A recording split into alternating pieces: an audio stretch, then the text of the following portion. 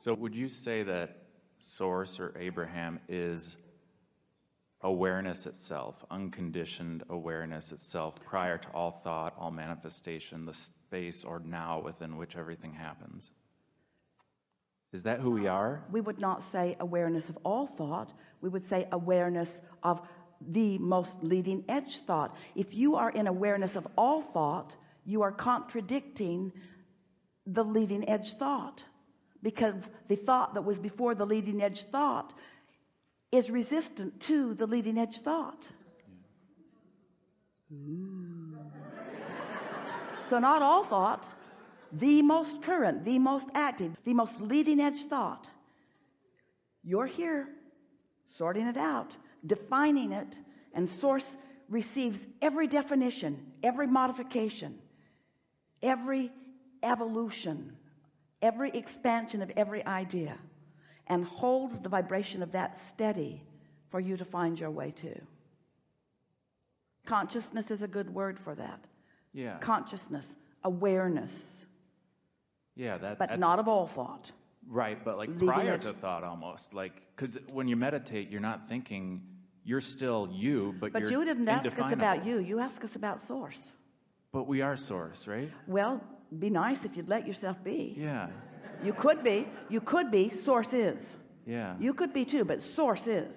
Yeah. Source is on it. And your question was about Source. You said Abraham or Source. Yeah. We are in that vibration of the powerful nowness. Nowness that is so now. And when we're in that state of receptivity, then you're enlightened. You sense that, that sense of I'm just beingness itself in this moment. And think about what it feels like. Activate the feeling of it. Feels like clarity, feels like fun, feels like life, feels like well-being, feels like comfort, feels like knowing. That's the natural state for you. You have lots of words for it. You call it enlightenment. Yeah.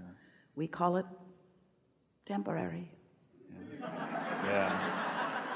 We call it potential. We call it a work in progress. We call it what you're reaching for. Yeah, that's good.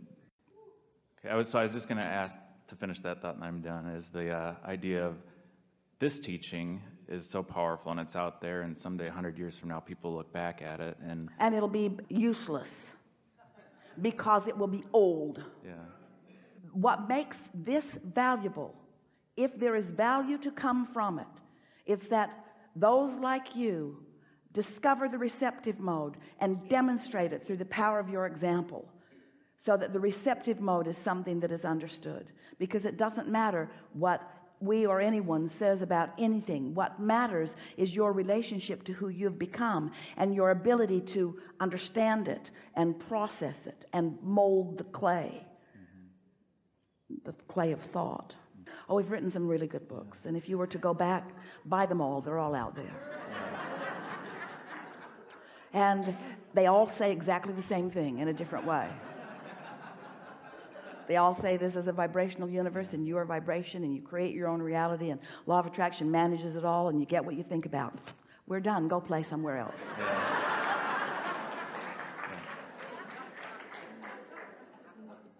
So if there's one misunderstanding or distortion that occurs most with your teaching that you could sort of call out and clarify for us and help us have a reminder to stay aligned to this, is there something that you'd want to offer in that direction? Well, the thing that we would most encourage you to care about is how you feel. We would far rather have Esther care about how she's feeling than the fact that she can't find her bag. And we would like her to be able to disassociate the feeling from the bag.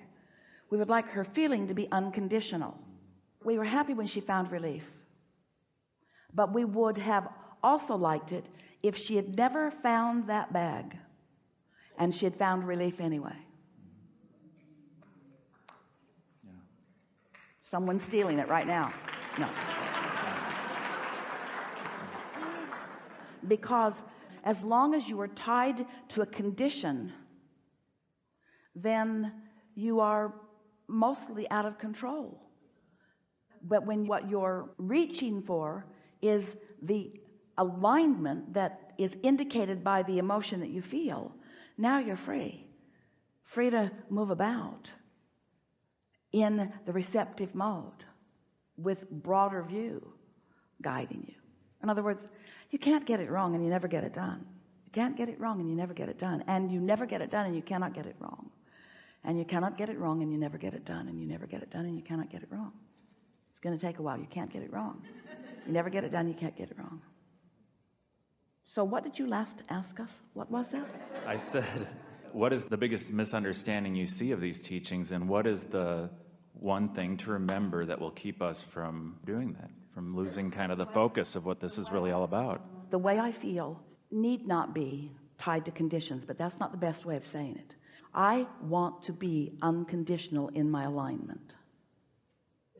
And almost no one is for very long. Because the conditions have your attention. You've let the conditions matter too much. And so we get it. You're here. You've been living in conditions.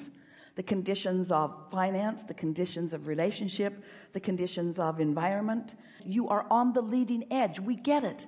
And there's another seeming contradiction, because we began today by telling you, by agreeing with you, that you're here for the creation of the cars and the relationships and the homes and the life and the good feeling experiences. In other words, we like you to create conditions that are pleasing to you. We just don't want those conditions to be what matters most.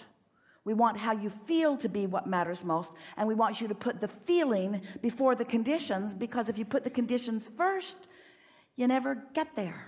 Not really. So that is the biggest misunderstanding. The biggest misunderstanding is, all right, I'm going to go to this Abraham gathering, and Abraham has all this information about the laws of the universe, and in going there, I will be able to discover how to create a life experience that I can then feel good about. That's the misunderstanding. Because what this is about is, I'm going to an Abraham seminar where infinite intelligence is explaining the laws of the universe, so that I can discover the bliss of being in the receptive mode, so that I can experience in now, the awareness that Source has about where I am. Because what you want is alignment and being here. What you want is alignment and driving that Audi R8. That's what you want. Not just driving the Audi R8. You want alignment and driving the Audi R8. You want alignment in your sexual intertwining. You want alignment in your conversations. You want alignment. You want alignment and then, alignment and then, and alignment and then. Not then, which may help me to be aligned. That is the biggest misunderstanding. It's the cart before the horse thing. Thank you. Really good. Yeah, it is. It was really good. That's it. It was really good.